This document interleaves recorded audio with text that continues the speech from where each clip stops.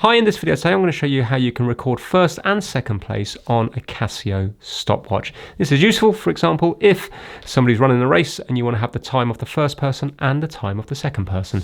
So to go into stopwatch, we're going to hit this button here until we go around to stopwatch.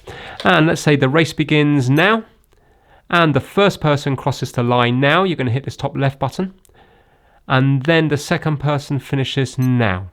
You write down this time here for the first person and then you hit this top left button and that will be the time of the second person there. And then to reset the stopwatch, you just hit that again and you're ready to go again. And that's the same on this watch here. So if we go to stopwatch here, let's just clear it.